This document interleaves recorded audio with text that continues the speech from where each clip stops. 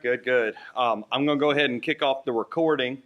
For the folks that we met over the course of the week that weren't going to be able to join us today, we told them we'd record the presentation and be able to share that with them on YouTube. So I want to start off by thanking everybody for coming out today.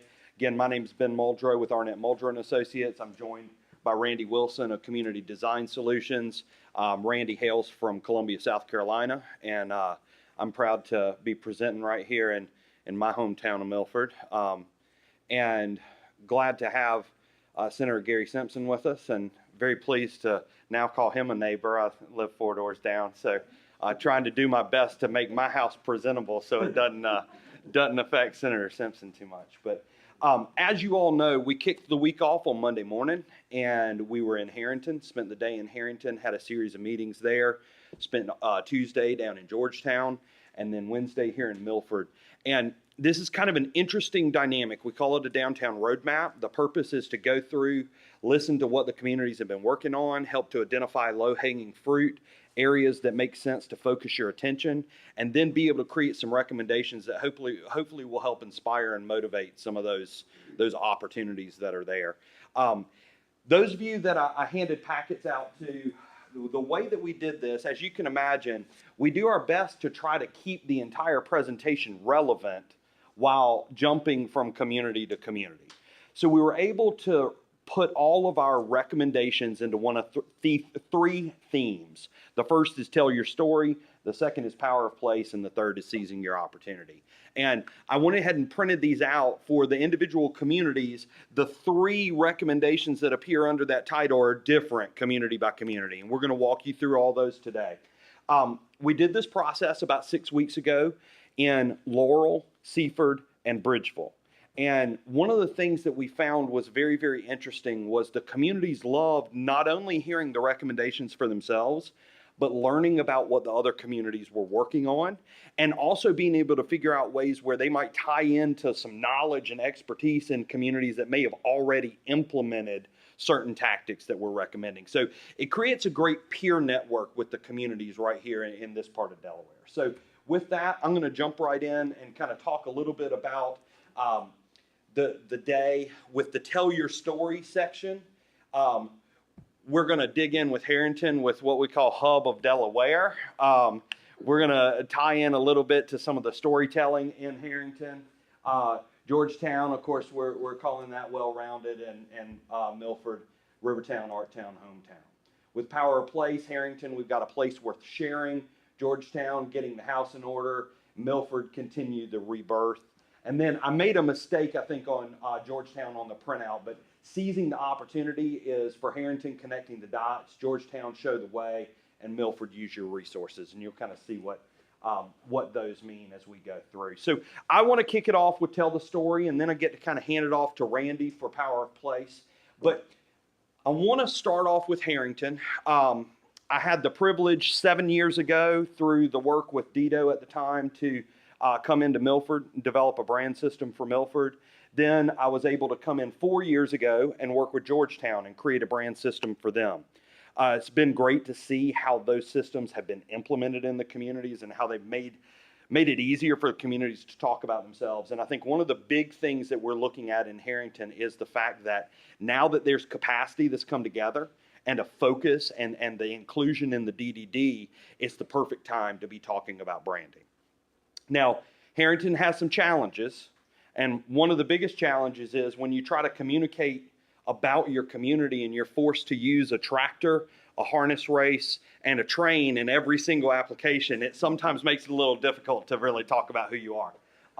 What we did, this is very much preliminary because we've got the opportunity to work with Harrington over the next couple of months and create a full-blown system. But I think one of the things that I very much landed on was this idea that as an agrarian community that was really closely connected to the land, that we wanted to have a color palette that kind of made sense. And we selected some colors that lived in that blue and green family. Again, this is just a cursory recommendation after a day of being there. But I wanted to have something to be able to illustrate the concepts of adopting and rolling that out. From there, also looking at typefaces. I think anytime you have a community with a name like Harrington, it has unique challenges because Harrington is a long word.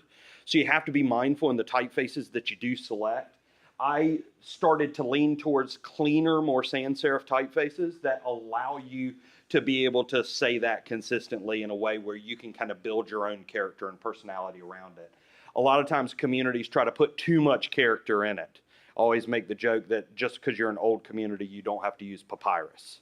And, you know, I think it's one of those things where it's like being able to have that consistency of the typeface goes a long way. And then one of the things that we heard over and over again were some of the common themes. The trains, which are an interesting theme there because they're not always a positive theme or a purely positive theme. And agriculture, obviously, the presence of the state fair, the harness racing. I'm joined by Evelyn, which makes this an official meeting. The highways and the road infrastructure, which is really, really important, and then also just the nature of the people. What we did after kind of a cursory look was we started to lean towards something that gave us an opportunity to kind of look at a monogram style design that somebody might look at it and feel like they see crop rows. Somebody else might look at it and feel like they're seeing train tracks and infrastructure of connectivity and also just the interweaving that happens in any good community. And then this kind of first draft tagline where Delaware comes together, this idea of the role that they play as the home of the state fair and a place where that agricultural history and economy is truly celebrated to this day. So again, very, very front end, but just wanted to give us something to kind of have that conversation. Whenever you adopt a system, it's not about adopting a single logo. It's about adopting a system that allows you to effectively communicate. So having different versions of that are going to work in those different applications. You can kind of see even playing around with different ideas like words like celebrate and cultivate, tying together some of the things that Harrington is known for, but being able to use that to help tell the community's story and set up the stage for the revitalization that's going on there and the reinvestment that's occurring. Now, from that, the other thing that Harrington immediately starts to look at is, okay, once we have a platform in play, how do we tell that story? How do we project that message? So what you see on the right is the ad from the Kent County Profile last year. And then you can see what a bolder, more impactful ad might look like. And this is very, very typical. I mean, Jeremy sent me this ad and said, hey, we'd love to have a recommendation on how we might be able to do this better. And that's, you know, it's completely and totally, this is actually somewhat standard, you know? So being able to do something that is plain enough and confident enough to stick out of the crowd. I'm a firm believer that sometimes the best way you can scream is by whispering. And I think that being able to be very subtle and confident in your message, especially if you look through the Kent County Economic Profile, every single ad has the same message. It all has the exact same economic development tone. So sometimes by slightly tweaking it and going a little bit more reserved, you can actually have your message stand out. And then in addition to that, just being able to have different things like banners. And the great thing about Harrington is they've got some projects loaded up and ready to go. As soon as the connected design system in place, they're ready to implement. But then also that final recommendation for them is once you create the toolbox, you need to be able to have a way that you can share it with your community. So we're going to help walk through and create that brand style guide so you can actually share the tool for consistency with the businesses and event organizers in your community. So that's a little sneak peek from a Harrington side of things. In Georgetown, we've been able to see 4 years of brand implementation. We've seen new gateway signs go up. We've seen banner systems. Georgetown, in my 15-year career, still holds the record of the fastest approval that we've ever gotten. We actually got unanimous council approval night of the presentation, which has never happened before. And then I think new business cards were printed like 7 days later. So they were ready to go as soon as the tools came out, but there were some additional events, things like New Year's Eve events. We had created some event logos that still we need to kind of push some of that adoption so we can create connectivity between the events. And then the second recommendation is Georgetown is actually at the phase where they've had some transition, they've had some new business, they've had some changeover in business. They're at the phase where they need to invite their own locals to rediscover their community. When you live in a place, you assume you know it. So you don't actually have a very high motivation to explore your own backyard. And I think that's a logical next step, and I think it's a great opportunity for the town and the Chamber of Commerce with its new director to really partner together and help tell that story. A couple recommendations I wanted to throw out in ways that you might do that. Lancaster, Pennsylvania does a downtown coloring book. So they can create these resources and take some of these messages down into the local elementary schools. There are also communities like downtown Des Moines that do scavenger hunts. My hometown of Greenville, South Carolina has this great project that was done by a high school student. It was inspired by the book Goodnight Moon. And there's a series of 8 mice sculptures all up and down our main street. And you just walk around and you kind of look for these. And I always like to say Greenville is the only community that has made it okay to look for rodents in their downtown. So kind of an interesting spin on that. But it was a really, really great grassroots project. But literally now you go to the community, you buy T-shirts that say Mice on Main. People buy little sculptures, of the mice and bring them home. So it's a cool way to have people pay attention to details. But honestly, one of my favorite examples comes out of Rochester, Michigan. One of the really, really strong Main Street managers in America, Christy Trevorrow, created something called the Explorers Club.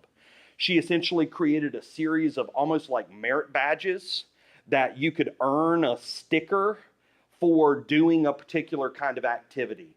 And it was things like going bird watching downtown and, going in and exploring 3 different kinds of sushi and, just interesting ways that you were driving people into the businesses. So I can share with you some information on that Explorers Club, and that might be a good way to draw people in from an activity standpoint.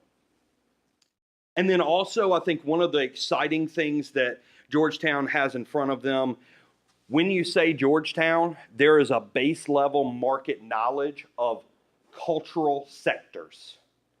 But the cultural sectors currently, I would say, are working as a negative instead of a positive. We like the recommendation of adopting Race Street as a true cultural district that is seen as a destination to draw all consumers in.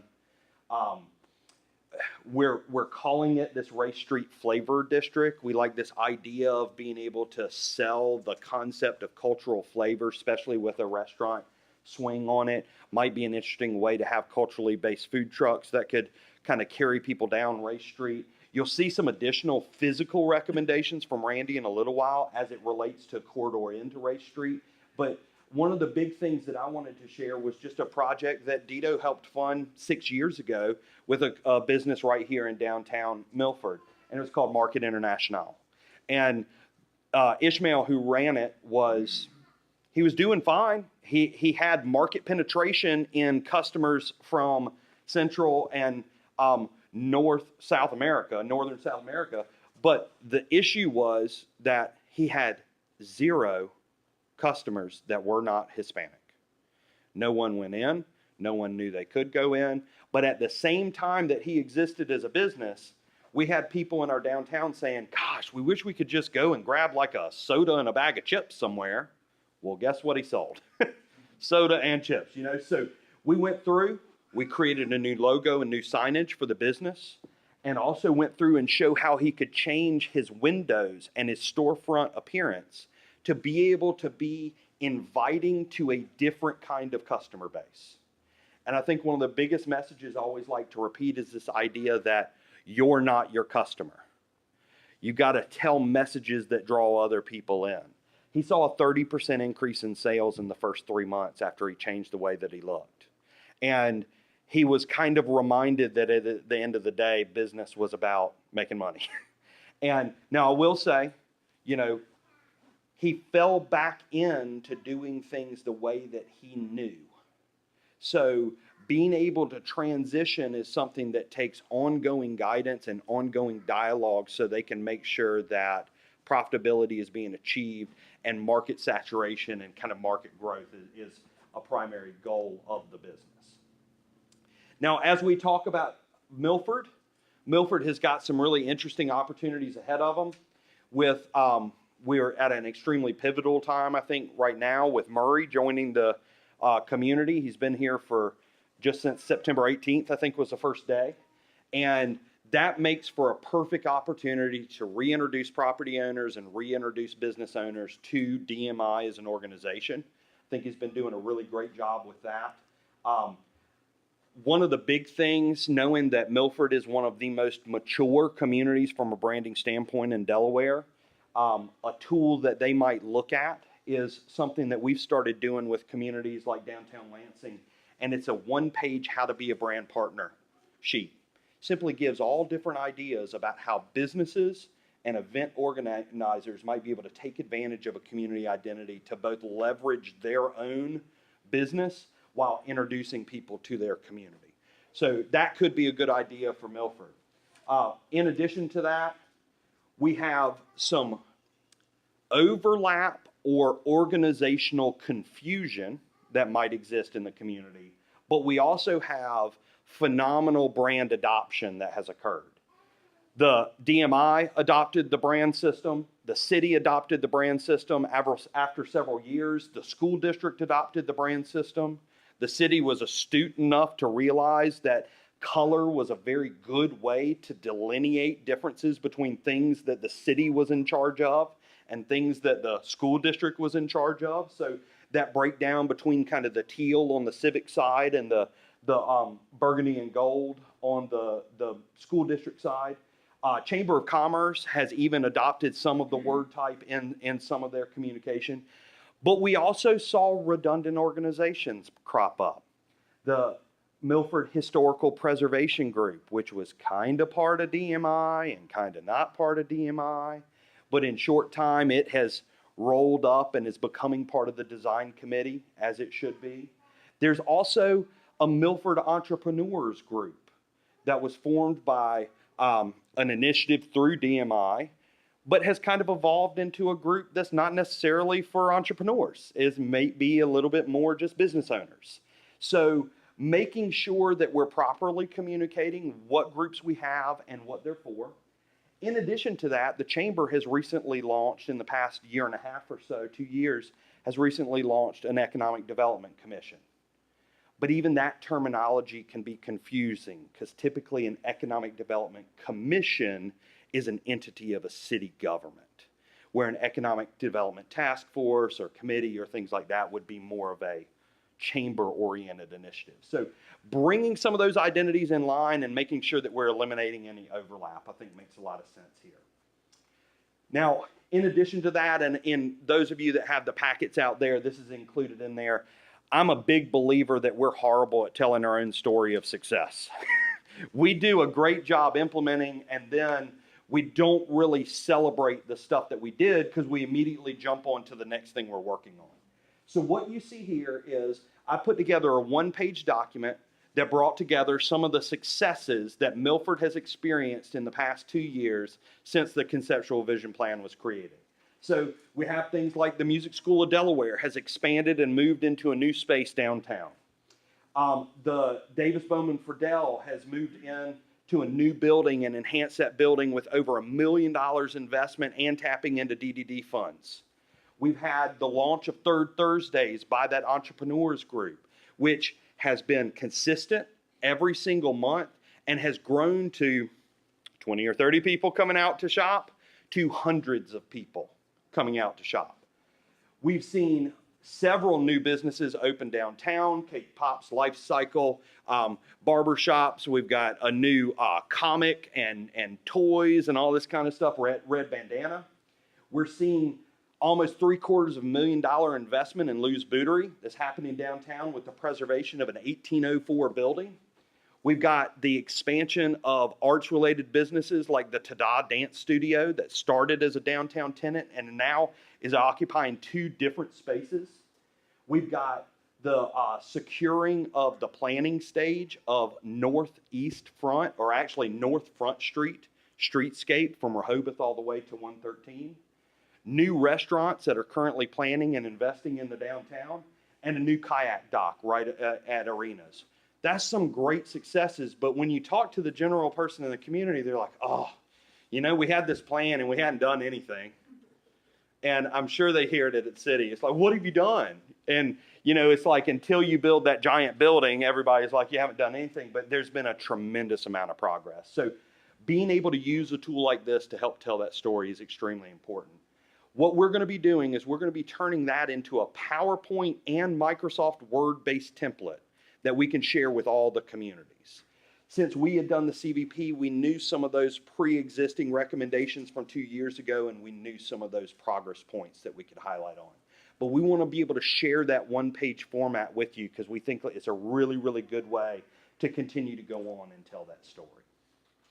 Now, in addition to that, I feel like it's my job as a consultant to hit on things that I hear. And this right here has been a giant topic of conversation about an event permit. Now, this 21-page document that you download is a true comprehensive event guide. But the weird thing is, everybody knows the page number and nobody knows what's in it. The application is 3 pages long, and that's all. It's really remarkably simple. But in one document, the city has put together all the things that the police department might need to know, all the things that the Carlisle Fire Company might need to know, all the things that the Department of Health, insurance requirements, even DelDOT with street closures, all in one place. So they've done an amazing job at creating a resource to make life easier, and because of its thoroughness, it's been held against the city. So what I've done is I've created a new cover. I'm adding a 22nd page to it so that we can call it the Guide to Great Events. You know, it's amazing how you got to own that message. You got to manage the expectations. Your event application is 3 pages. It's not long. There are great checklists in here. There are multiple kind of interorganizational questionnaires to help make sure that certain things are done. But at the end of the day, the application is only 3 pages long, and I filled one out for myself, and it took me like 6 minutes. So we want to go through and we want to see if we can help make this a non-issue, because this is a great move forward for a community that wants to make sure that the events are easy to implement. And with the permission of the city, once we go through that process and I tweak some of that stuff from a design standpoint, if it's okay with Eric and Rob and everybody that worked on it, I'd love to share it with the other communities, just as an example, because I think the legwork that was done at pulling that together is a huge resource. With that, you get to stop listening to me for a little while and listen to Randy. Thanks, Ben. All right, so I have the privilege of taking a look at your 3 communities through the lens of design and planning. And of course, following the same order, we're going to start in Harrington. And I have 3 primary recommendations for Harrington. They include vibrancy grants, facade component grants, and then the creation of a place that we feel like is kind of the heart and the soul and the center of the downtown area. Now, vibrancy grants and initiatives may be a new concept to some of you. For those in Main Street circles, quite often they're referred to as lighter, quicker, cheaper placemaking opportunities. I just prefer vibrancy grants. And here's how they work. Not unlike a traditional building grant where a little sum of money is given as a match to a building owner who might do something to improve their building, an awning, a paint, whatever. You do the exact same thing, but in this case, you're doing it for things that are going to be occupied in the public realm, in your open spaces, your parks, your green spaces, your sidewalks, in some cases the street. And what they tend to do is they infuse the downtown core area with really quick and inexpensive pops of color and vibrancy, oftentimes achieving far more bigger bang for the buck than expensive facade grants or streetscapes. There's a list, but sometimes the visual is better than the list. This is a little parklet, and I forget where this one was created, but I love the fact that they just use simple frisbees to create this large tic-tac-toe board. Again, bistro tables and chairs, Adirondack chairs. This was something we recommended over in Seaford, where they have a couple of roads that terminate at the bluff overlooking the river. And we're just introducing these pops of color with colorful chairs there at the end of the streets. Some other things that you could do, animating alleys, again, the Adirondack chairs, benches. Sometimes, yes, we do want to formalize and keep all the streetscape furniture the same, but I think every now and then we also want to allow for kind of artistic and custom expression that allows the business to sort of customize that. Here's something we just did in the town that I'm working in currently. We allowed local high school students to create portable putt-putt golf courses.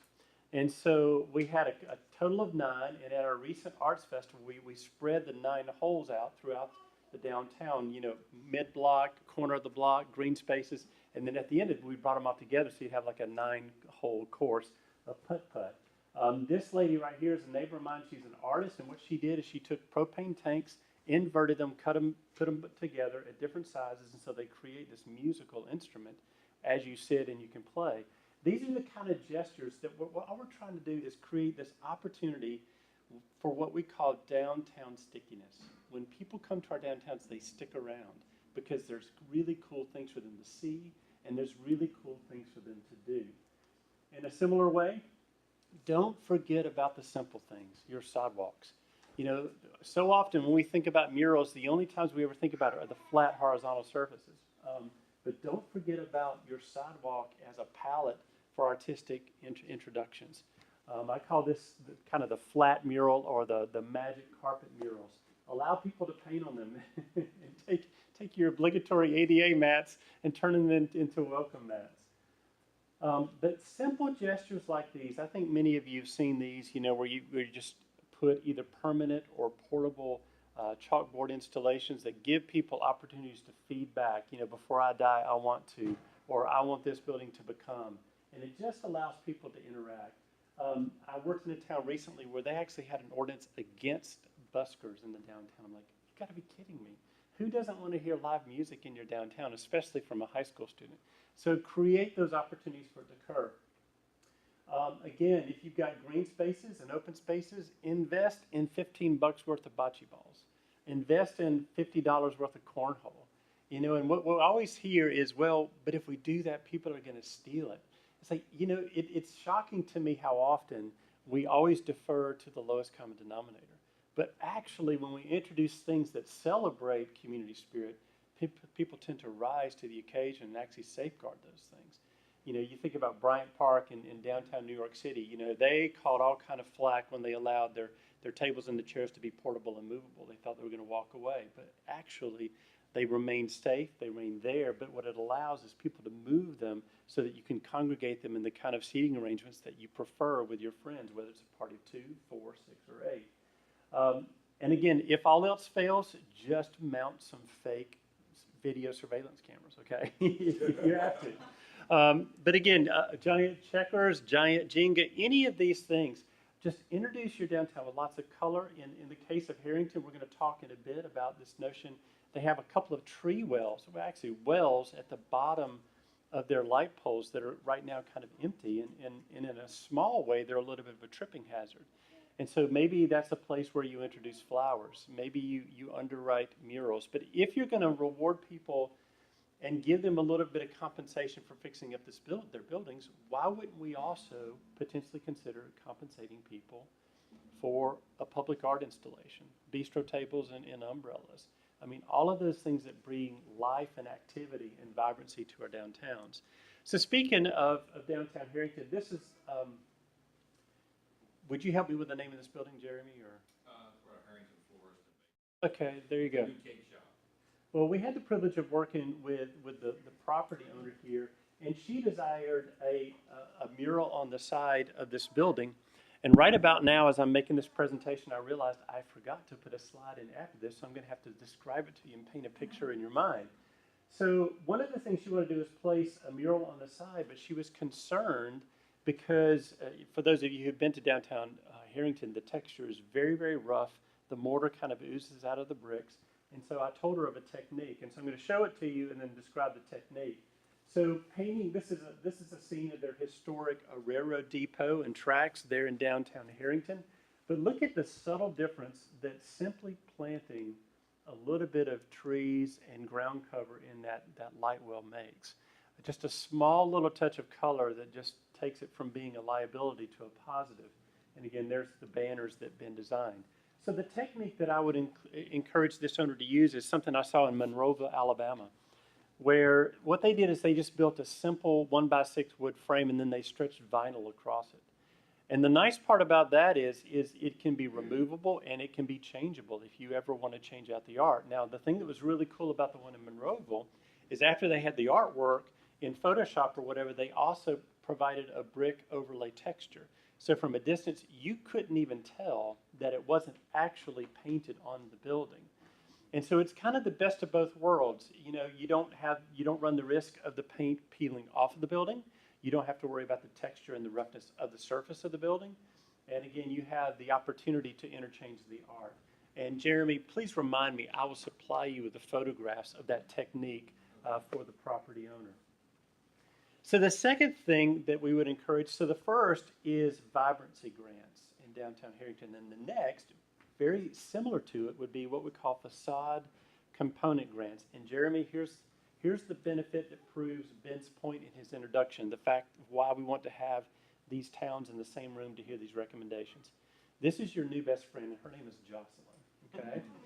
Because Georgetown is doing an exceptional facade component grant program, and they didn't even know it. And so everything you need to pull off this next recommendation, they have it. And I know Jocelyn is willing to share it with you, right? All right, so how a facade component grant works is like this. Historically, and there was nothing wrong with this approach, we did overall building facade grants. But what it required is for the property owner to know everything they needed to do for the entire front of their building. And for some people, that was a little bit intimidating. You know, I don't know what to do with the whole thing, and I have no idea how much it's going to cost. And so what we've decided to do in many Main Street circles is to offer facade component grants instead. Now let's go back to the illustration of the overall building. If you think about taking a building from where it exists to an improved state, what would be required? Oftentimes or sometimes it's paint. Oftentimes, sometimes it's an awning. Oftentimes it's a sign. Sometimes it's a new door. Sometimes it's lights.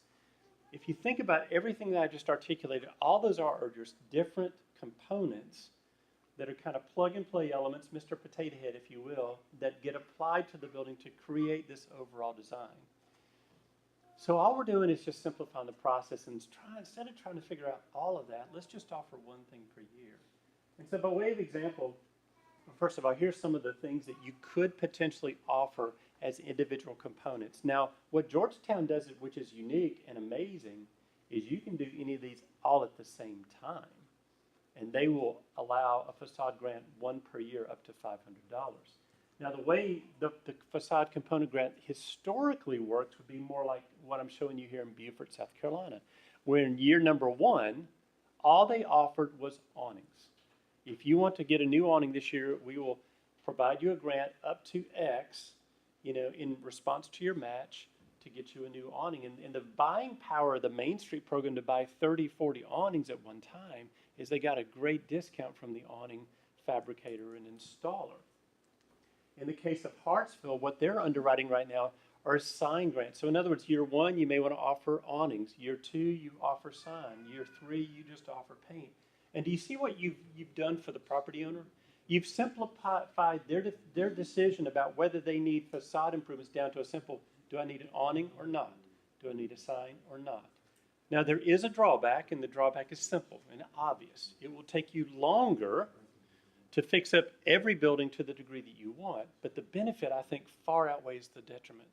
Because the benefit is any sum of money you have goes farther, and more people get to play at the same time. Even if all you could cobble together is $5,000 for sign grants, that can probably fund 8 to 10 to 12, well, it depends on how much you match, you know, signs in your downtown. So now instead of just giving 1 or 2 people an overall facade grant, 10 to 15 different property owners get to play at the same time and get improvements on their building. And especially if you congregate that area in a downtown, imagine the impact of 15 or 20 new signs would make. Yeah, I think it would make a big one. In Searcy, Arkansas, they did rear of building facade grants. Now, Georgetown, this is where you should be paying attention, because whenever you have a circle or a courthouse square town, the only way you can get to and see the fronts of those buildings is you have to pass the backs of those buildings. And so this could be particularly relevant. One of my favorite ones is a slipcover removal grant. This was one of my favorite projects I've ever worked on in Conway, South Carolina, where this gentleman, he was not what you would assume. If you're like me and you see a building like that, you assume this guy's just a jerk, right? And doesn't has let his building run down. In this case, he was just old. He bought the building when he was older, and he was fearful. He didn't know how much it would cost to remove it, and he didn't know it was going to be underneath. So I provided a render, and he said, well, I'll start next month, and you can see what was underneath it. Well, here's the best part of the story. The power of the facade grants is in the city decided to offer a facade grant for slipcover removal, and 5 of the remaining 6 buildings in the downtown took advantage of it. And so you can this group of buildings, starting with that one right there, which is that building right here in this corner, or that corner, and here's those 3 buildings right there. Can you see the visual impact of $5,000 of investment from the public realm made on their downtown streetscape? It's remarkable. And again, that's our purpose. We don't want to fund everybody doing everything. We want to use our public sector investment to stimulate a private sector response. And that, to me, is also a benefit of the facade component. You're just dribbling out a little bit of money over time because you're wooing the public to respond. Randy, we also just mentioned briefly what Anoka did with the sprinkler grants. Oh, yeah. Actually, it wasn't Anoka. It was Valley Junction, Iowa, or West Des Moines, Iowa.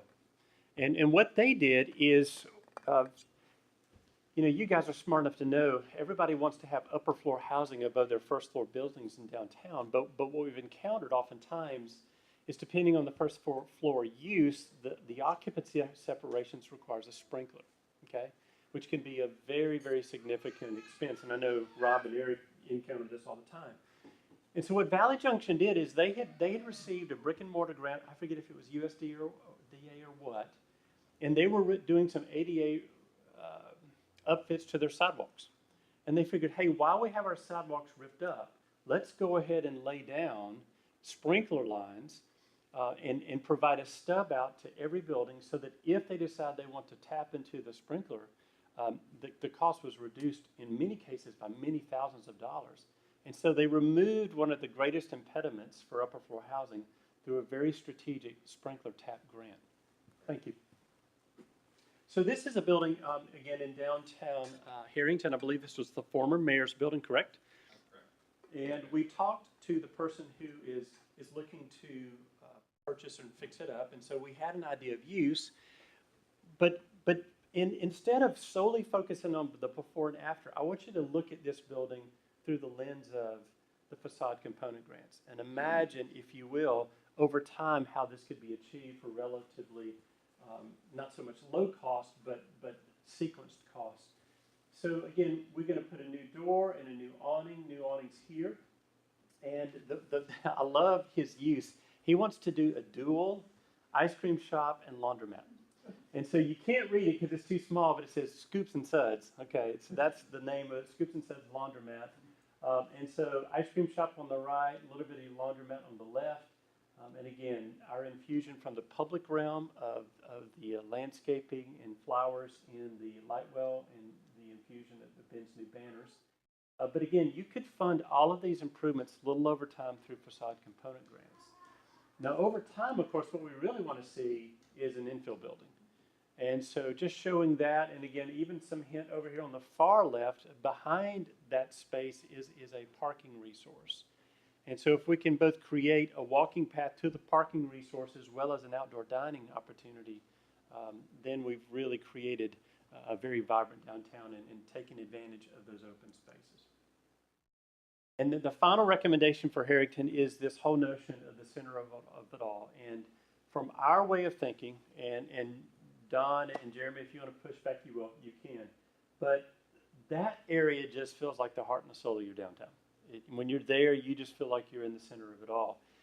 And yet, as a function of both traffic patterns and other things, it doesn't quite feel that way, but it should, and we want it to. And so Ben and I talked through some treatments that you may want to think of very much in the long term, but at least start considering these and see which ones you might want to bite off and chew. So first of all, we feel like this building right here, ideally, if it could be retail or restaurant to create sort of an activity generator to support the downtown junction, that would be good. We feel like this kind of open green space is kind of underperforming from the standpoint of vitality and engagement. And especially this roadway. Right now, it just seems like an extension of the same thing, which is also all difficult because you can't really access it. And so in the first phase, we would recommend in that one area, you may want to consider some type of paver or stamped asphalt texture just to distinguish it from another place. Is that a good nod or a bad nod? Both. Okay. And then convert this, I don't know if you can even read that from where you're saying, but it says Harrington Brew House. And the whole notion of, a brew pub, just a restaurant with roll-up doors, so you have this activity that begins to spill out onto the roadway. You introduce outdoor dining and string lights in the green space between the two buildings. And now all of a sudden, that feels like an actual place. And given the fact that you can't speed down Commerce or Main into it, it really can begin to function like a space. And I think that was one of the things that was the first observation was from a DelDOT perspective, every bit of infrastructure that Harrington has out of Harrington as quickly as possible. Like, DelDOT actually has a stop sign that you don't have to stop at. Like, that's how much the system is telling you to just get on and go. And I think from kind of a planning standpoint, Randy and I were both irritated by that. So I think that, there was a certain inclination to say, no, Commerce should be two-way traffic. And this intersection should be some sort of lighted intersection. But realistically, we knew that wasn't necessarily the case. And then we started to think about, well, what could the positives of that scenario be? And truly being able to capture that shielded area and be able to kind of treat it like an enclosed place because that's what the roadway did to it. It creates an interesting dynamic that you could explore. Cool. So the next two versions of this are what happens if you encounter a sugar daddy or a sugar mama, okay? Either from the private sector or from the public sector. We don't have those in Harrington. Yeah, you just never know, but you never know. So the first is, and I think for those of you who've not been to Harrington, from way down Commerce, you can see this entire corridor. And it would be great if you could terminate the axis with some significant vertical element. Now, I've cheated because technically this wouldn't really be in the view.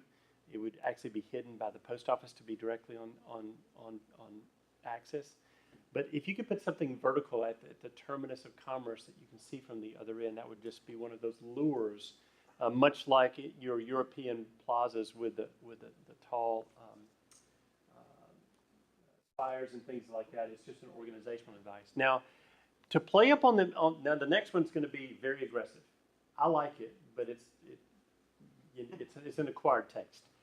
But playing up on the railroad theme, you may want to consider an archway that is just constructed out of railroad componentry. Because now you have really said you are entering into a very clear place. And in some ways, what you've done is you've created a street wall in this direction, much like the buildings have formed it in the perpendicular fashion. But pretty dramatic statement there. And Mike could pull it off from a DelDOT perspective only because traffic really can't go through there. Now let's switch over to Georgetown. And the good news for, yes? One question. Please. I put a building in previous slide where there was no building.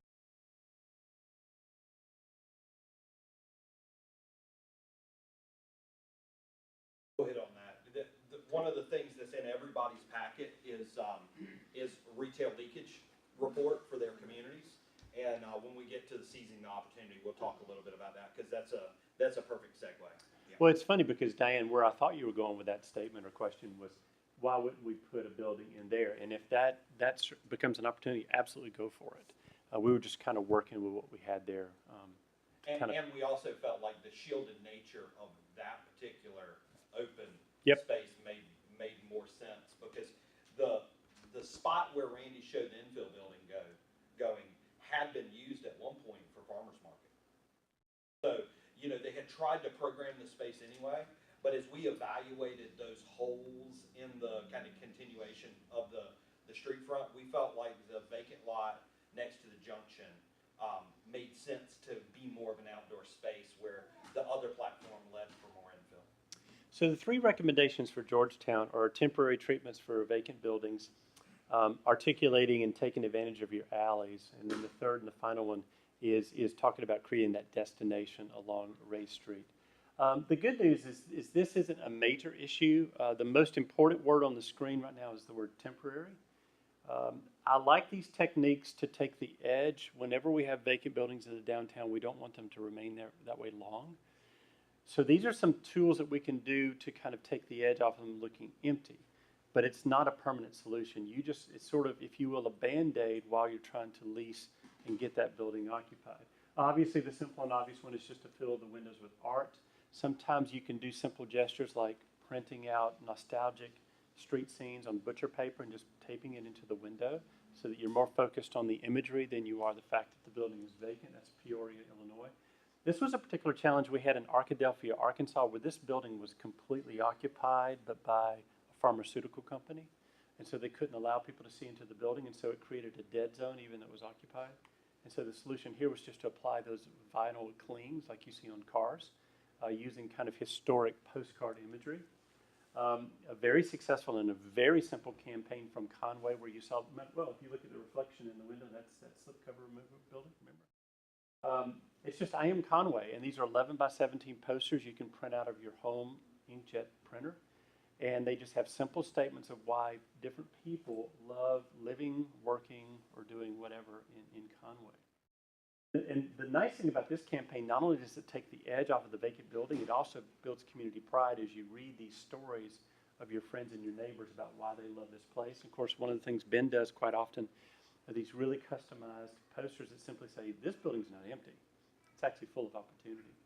And you can even pair that with a QR code that links it to the leasing agent to make it easy for somebody who might be interested in the building. So that would be a very simple thing to kind of take the edge off of some of those vacant buildings.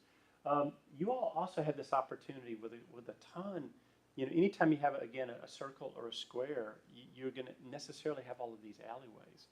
And right now they aren't really, you aren't taking advantage of them to create them as places. Right now they're just simply service alleys. But they don't have to be.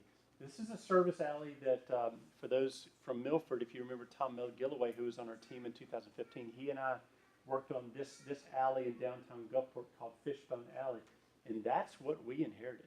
I mean, this ain't no sexy place, okay?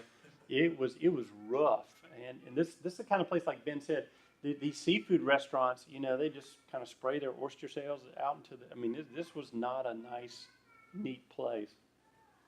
And yet they have turned it into a destination, you know, by some simple gestures. But the thing that I want to focus on is rather than the expensive things like these alleys and, the archway and the lights, it's the simple stuff. You know, just the hand-painted enclosures that go around the trash receptacles. You know, this artist who took, you know, these ubiquitous, you know, electric meters and just gave them an artistic flair. You know, don't make it too complicated. Matter of fact, I kind of like them to still read with a little bit of that sort of alley grunge. And so here's one near the circle in downtown Georgetown. And again, this is just a kind of a simple look at what, you know, a little bit of painted texture on the asphalt, stringing some string lights, making people aware that you do have a parking resource back there. And if you want to add the branding, you know, it's very, very simple, but now it's a place in addition to a pass-through. And don't forget that it doesn't have to be passive. You know, you can do simple things. This is my hometown, and that lady is an interior designer that I work with, and she just set up this art in the alley and just hangs up artwork right on the walls. And again, so view those alleys not as a detriment, but as an opportunity. Matter of fact, at some point, it would be cool if you do a bunch of them. Then you can almost have this tour of the alleys of Georgetown. In Gulfport, not only did they create Fishbone Alley, but they programmed it.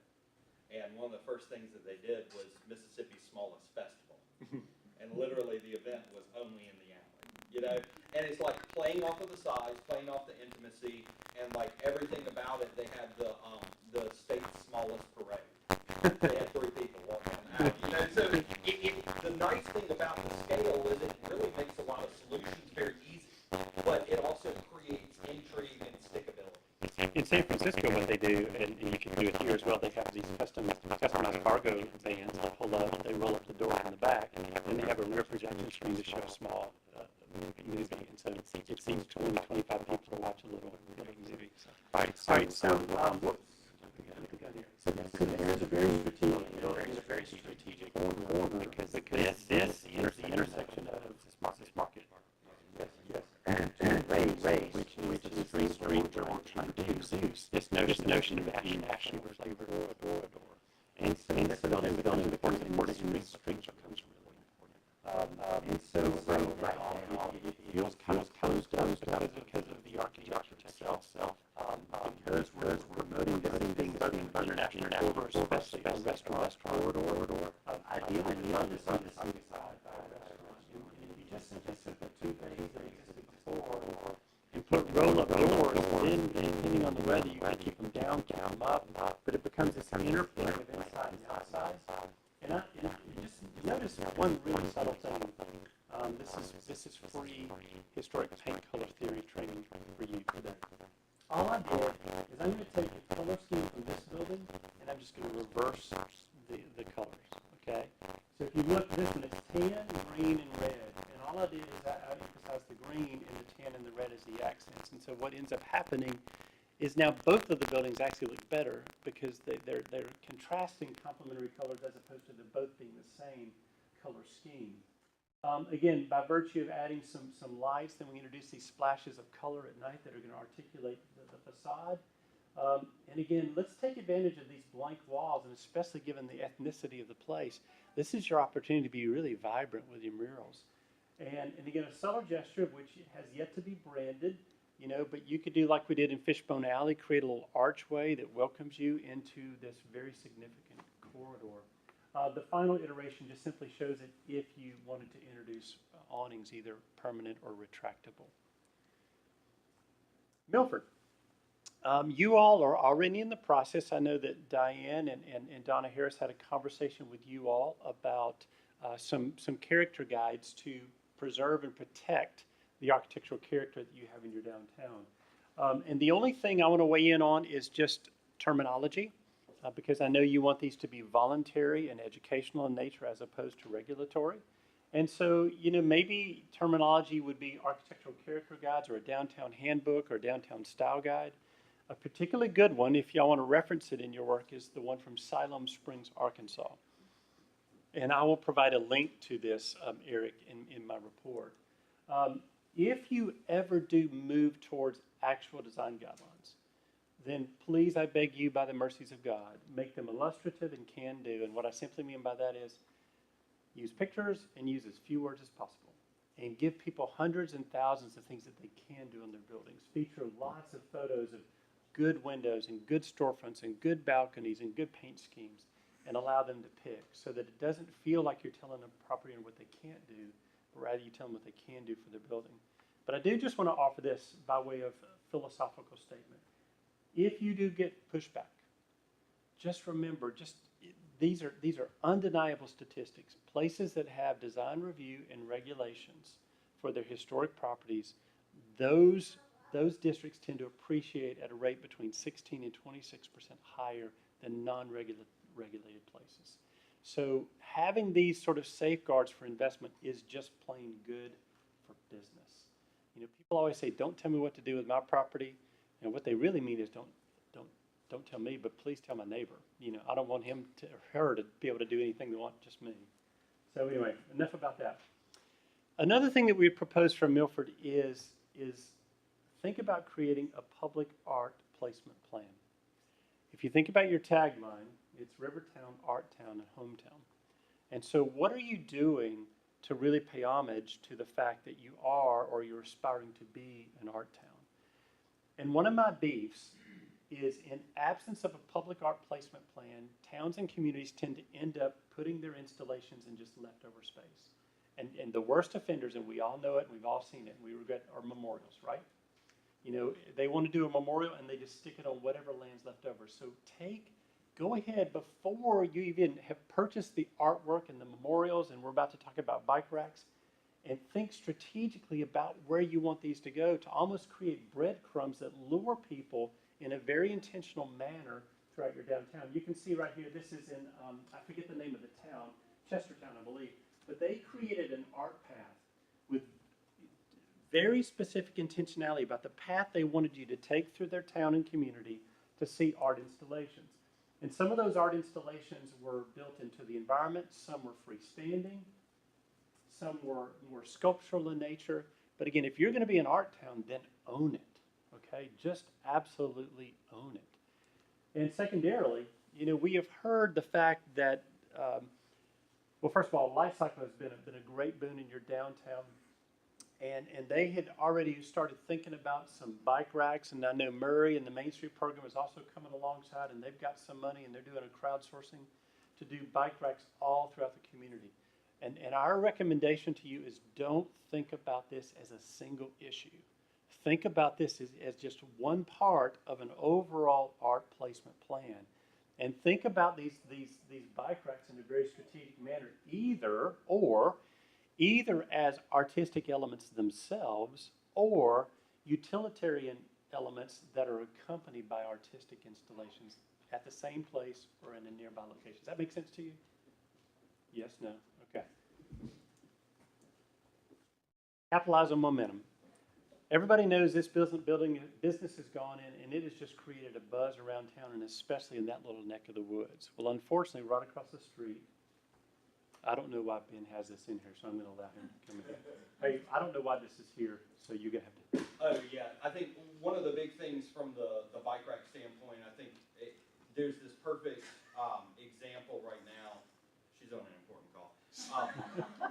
There's this important opportunity now to kind of seize the energy that a business has brought to a community. And so I would love to see the bike rack initiative not just be a bike rack initiative. I would like it to be a holistic bike friendliness initiative. Oh, good. Got it. So, you know, this adoption with the Rivertown, Art Town, Hometown idea of becoming, you know, Delaware's bike town makes sense. You know, talking about bike safety, bike racks, bike friendliness, and all that kind of stuff. So really have the whole conversation and having the bike racks be the physical manifestation of it. So. Okay, thank you. Well, unfortunately, right across the street from Life Cycle is this building. And I'm not going to cast aspersions, but I think we can all agree there probably is a higher and better use for this building, and definitely a better visual look. And so wouldn't it be great, given its proximity both to the riverfront as well as to Life Cycle, if we could introduce, you know, a venue that provides outdoor dining? And I think that way you're introducing, you know, well, just vitality right there on that corner, and a great reuse of a building which has good bones, but visually right now it's just not achieving its best look.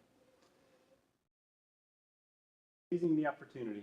Ben, I think you're up first, and then we're going to tag team this section. Yeah.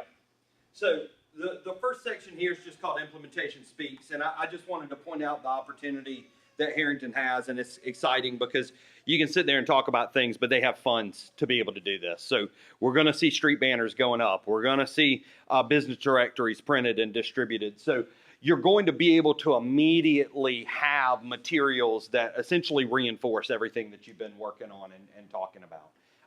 Being able to have that visual presence in the community and have people kind of notice that. One of the first things that happened here in Milford after they went through the branding process was DMI funded the banner program. And they put up banners all throughout the community. And it was amazing how many people would point to the investment in banners as a sign that good things were happening in the community. It's a relatively small investment to have people realize that things are happening. In Harrington, and again, I want to give credit where credit's due, Lauren with KCI's in the audience, and they did an outstanding DDD plan for downtown Harrington. And they identified two very strategic corridors along with Jeremy and Don.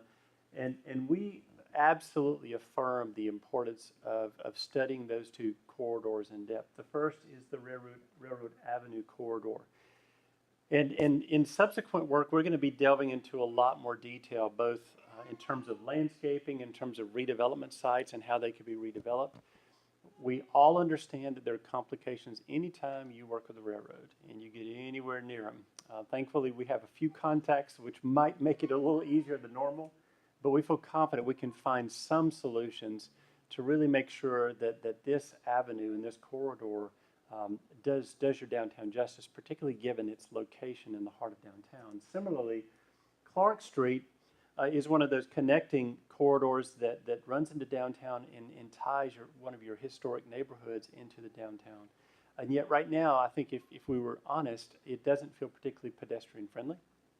And so there's some things that we want to study here, both in terms of bump outs and realignments and road diets, crosswalks, landscaping, and then in addition to those things that kind of affect the roadway itself, then we also want to take a look at some of the vacant sites and properties and look at a variety of different development and redevelopment site vignette options so that this corridor can achieve its greatest potential. Then for Georgetown, we've got a huge opportunity with trail connectivity that is, on the plans, and just wanted to give a couple of examples out there and things to think about. The first message is make sure that you brand the plan. I mean, brand the trail. So many times we see all the hard work done, all the investment, all the planning, and then it turns into the greater Georgetown area health and wellness trail system. And it's kind of a bummer, There are these great examples. The Swamp Rabbit is down in Greenville, South Carolina. This trail was named after the engine that ran up and down this textile short line. This trail has truly been an amazing inspiration to the private sector. I mean, they have the Swamp Rabbit Brewery and Tap Room. They have the Swamp Rabbit Cafe and Grocery, the Swamp Rabbit Inn, and the local hockey team actually renamed their mascots, and they're now the Greenville Swamp Rabbits.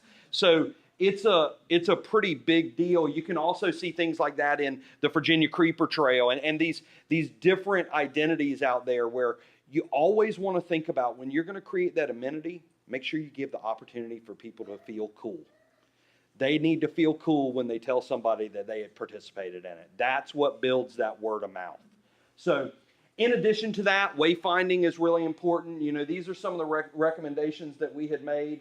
I think that being able to have a comprehensive wayfinding system through the community is really important. But in addition to that, you have some things that you're talking about right now. The potential for some sort of signage that occurs right in East Market where the clock was driven through. And just be really mindful. I know that there's some talk about being able to put in some sort of electric sign there. It's sometimes difficult to achieve that fine line between class and communication. And I'm not necessarily always convinced that an electric scrolling sign conveys the information that we sometimes think it does. So just be real mindful of how you set that up. I gave a couple examples of electric, and then also, things like downtown Pensacola that are just truly classic, but also re-announce that arrival into a special place. Additional wayfinding signage, I think one of the things that's really interesting is connectivity to the trail. So if you're going to build this trail amenity, make sure that you're drawing people in and having economic impact off of those trail users. One of the big things I always talk about with outdoor recreation enhancement is if people are using our resources but not leaving money behind, then they're kind of taken and not given. So we want to make sure that we're doing both. This is a great system that's rolled out. It started out with the Flag Rock Recreation Area in Southwest Virginia. And what's so cool about this is it was all funded by the city of Norton, but they actually incorporated the Southwest Virginia regional branding into their signage so that they could tie into a 19-county tourism region. So really interesting things happening there. In addition to that, we always talk about civic signage, but there's also a wayfinding signage that kind of exists from somewhat a guerrilla standpoint. There was a grad student at North Carolina State that went through and did this as a master's project. And he created these signs and went out in the middle of the night and put them up all over Raleigh. Well, they were so professionally produced that the city assumed that some other department was responsible for them. So these signs were up for over a month before they realized that they weren't official signs. Exactly. Yeah, those signs are great. Well, I didn't do that. And so, next thing you know, they pull the signs down and there's this huge public outcry. So they turn back around, they create them on metal and put them up officially. But what's so interesting about this sign is there's actually a website. It's called walkyourcity.org. You can go to this website, you can design and create the signs on the site and order them directly from the site. And they'll produce them either on corrugated plastic or on metal. And it will be able to generate the QR codes and everything. The great thing about this is every single sign is either in a pedestrian or a bike-oriented scale. It always talks about time. It doesn't talk about distance. So it's a 10-minute ride or a 13-minute walk to a particular destination. And they really are great. So if you go on the website, you can build that whole web sign system straight on the site and order it, and they'll ship it right to you. So really, really cool to take a look at some of those guerrilla tactics. Now, I've got this under Georgetown, but it really applies to everybody. And in those packets, what I did was I pulled what's called a retail gap analysis. Now, there's magic in defining your study area. So what I pulled was simply the jurisdictions. But I want to talk you through this real quick because it can be a very helpful tool. This is the worst slide ever known. Yes, sir. When you say jurisdiction, does that mean the zip code or the municipal City. boundaries? Municipal boundary is what I pulled. Okay. I'm going to go back and for the final report, I'm going to pull 5, 10, 15 drive time, which is actually a standard study area for national retail. So all your numbers are going to increase on your drive times, but what I pulled for these packages are just your municipal boundaries. And so what you have is you've got classifications of business running down the sides, and then in this first column, you have what the consumers in that geography spent per category. This is built out by a complex voodoo magic, so it's only as good as any number we share is, but it is kind of an industry standard for this kind of comparison. In the middle column, you have what the businesses in that same geography sold. And that's based off of tax reporting information. The first column, is that based off of just demographic average? Yeah, it's a whole, they've got this complex model that takes in average household incomes, demographics, spending habits, and all that kind of stuff. So there are two main places that do this kind of study. One's called Esri, and then the other is it used to be called Claritas, but it's actually housed under Nielsen that does the TV ratings. So there are two data houses that are constantly going in and looking at consumer behavior. So that's where they build the spending model, and then the supply model is built off of tax reports.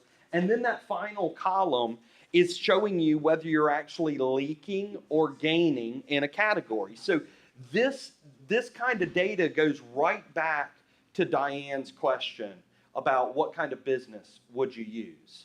What kind of business would you go after? Well, that leakage data gives you a lot of that information, but it's not as simple as, oh, well, if you show a red, if your number's in red, it means it's a gainer. Your businesses are selling more than your consumers are spending. You're always going to see gainers in car sales and a lot of times in grocery stores. If you have a Walmart, you're going to see a huge gainer in general merchandise stores and that kind of stuff. But you can see where you're leaking. You can see opportunities to capture a certain percentage of that. You'll never capture 100%. A lot of these data houses have started to roll in online sales, so you can start to see what the online sales figures out of your community look like.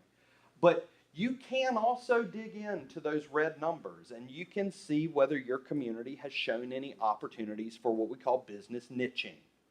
Restaurants are niche clusters. Antique stores and home furnishings are niche clusters. So you can proactively create niches where your businesses will outperform your localized demand. If that makes sense. One of the nice things about this kind of data is it simply allows you the opportunity to look at what kind of businesses could we go after that wouldn't require us to invent money, but instead capture money that already exists. So I'm going to tell a story about the image on the left that the good folks in Georgetown, unfortunately, are going to relate to. On the left is Jasper, Alabama. And Jasper, Alabama is a classic courthouse square town. County courthouse resides there. And guess what happens to the buildings surrounding and facing the square? Their first floors are almost solidly occupied by attorneys. And so even though the downtown is almost completely occupied, there's very little vacancies. In terms of retail vibrancy and activation of the street, especially at night, it is dead as a doornail. And so it's a really rough dynamic because it's not like we dislike professionals at all. We don't dislike attorneys. However, all professional offices always on the first floor is going to lead to dead streets. And so I want to offer two suggestions, two radically different approaches. The first I gave to Gene the other day. On the right is an ordinance that was written by a very young and creative city manager in Pickens, South Carolina, that just identified ways. I mean, basically uses are regulatory. They're simply zoning issues. And she wrote an ordinance that stipulated that first floor should be occupied by a variety of retail uses, restaurants, and select service industries. And what she also did, which was really wise, is she put a cap on the square footage of the retail so that it would prevent big boxes from relocating into the downtown. And so take a look at that and see if it might gain some momentum in terms of moving, well, if you take this approach, moving some of those attorneys and professional offices off of the first ring of development around the circle to the second ring. Now, if it was my party and I had the money to do it, I would offer a carrot along with a stick. And if we're going to displace people, then let's try to provide an incentive to relocate them. And that way we're also building additional value in those second tier properties off of the circle. Now here's a very creative, different approach to solve the same problem. So you remember a while ago we were talking about facade component grants. So this was actually a recommendation we made in Milford years ago when DBF still occupied the building on Walnut Street, which was, hey, you're a professional office, you don't need storefront window displays. In other words, you don't go browsing and walking downtown. I think I need to find an attorney today. Who am I going to hire? No. You have already made up your mind which attorney, which tax advisor you're going to hire. Those kind of professional offices, they don't have to have window displays. They just have to have a presence. And so one of the facade components you could offer is a demising wall component, where you just come back a few feet from the front wall and you build a wall so that you've created basically micro retail spaces. And then the attorney doesn't even have to move, okay? You just build them a corridor and a wall, and they exist in the back of the building because people know where they are and they know how to get to them, and you place the retail ventures up in the front. The image on the right is from Paris, Arkansas, and the building over here to the right with the black awning was one of those seasonal Christmas decoration kind of shops. And so she had all of this leftover inventory that she was just storing in the adjacent building to her right.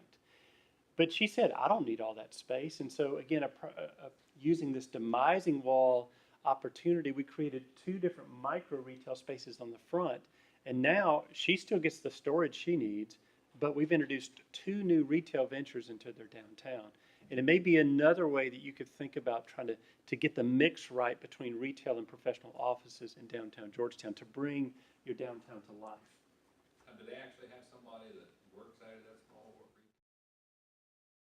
No. It's deep enough to actually have a space. You know, again, we're talking something small like an ice cream shop or a vintage clothing store, something that only needs a couple hundred square feet as opposed to a couple thousand. You know, that's one of the unfortunate, results of our narrow but very deep buildings, typically, 25 to 26 feet wide, but 100 feet long, is very few businesses are actually set up to truly take advantage of that entire space. And so if you can carve out some on the front for retail and the back for the professional office, you can achieve both goals. And perfect example, I mean, my wife and I owned a business here in Milford on Walnut Street. And at the end of the day, for us to break even each month, we had to see $8,200 in sales to meet our electric bills and our rent and all of that was not getting paid anything. But it's because the space that we had was just bigger than we needed. So this is a really great way, especially when you look at those comparison in national average on rents, where national average in retail is about $13, where national average for office is about $23. So there's going to be a little bit of a price premium, and you're able to realize some kind of interesting advantages to both of those.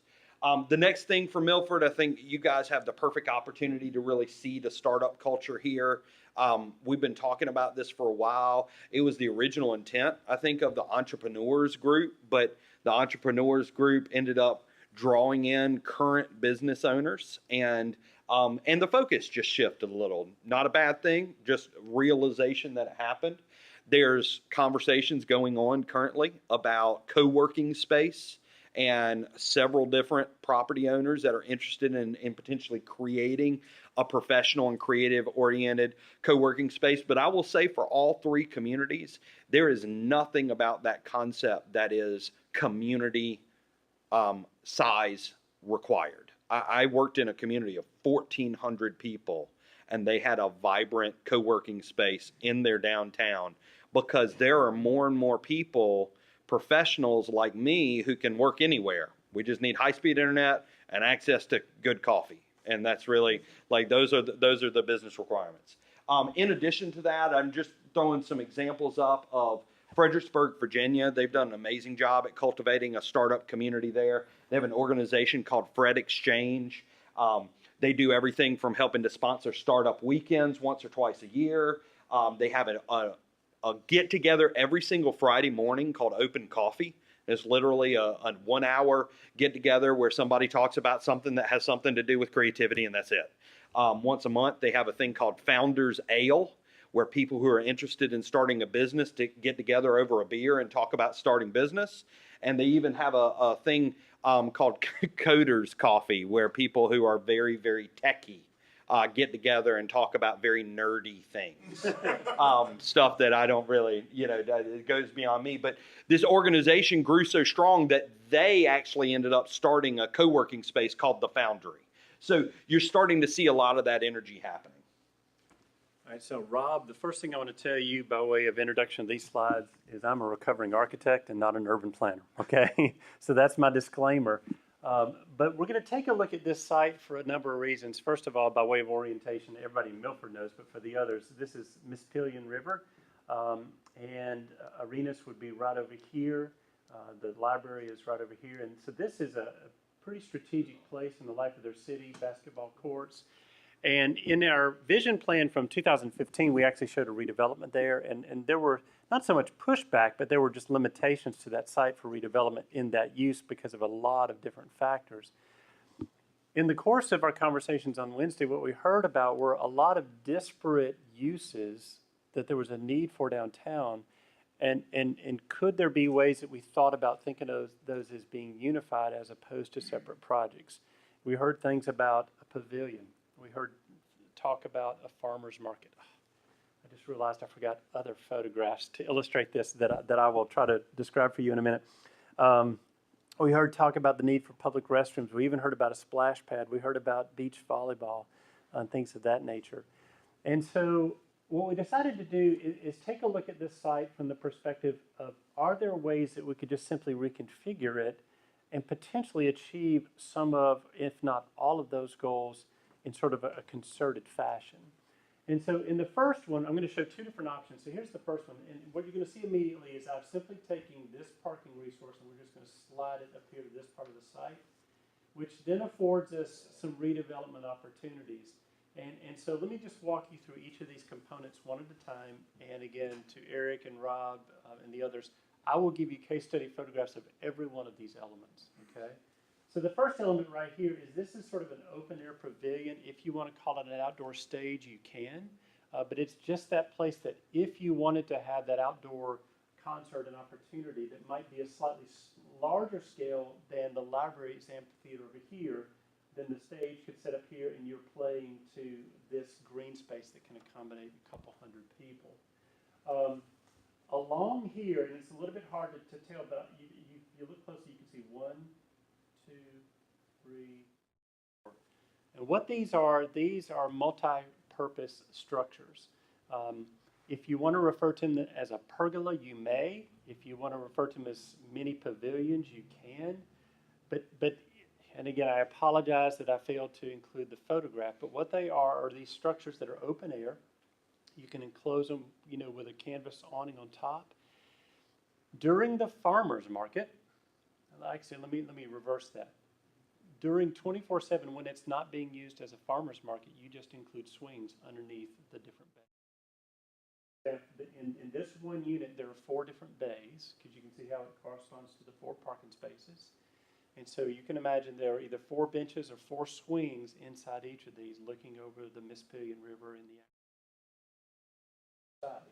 When the farmer's market is in session, you simply unhook the swings and you back up the trucks to the bay, and then the people who are coming to the farmer's market on the inside, and they simply walk along each of the pavilions, and they go underneath each of the openings to access the goods.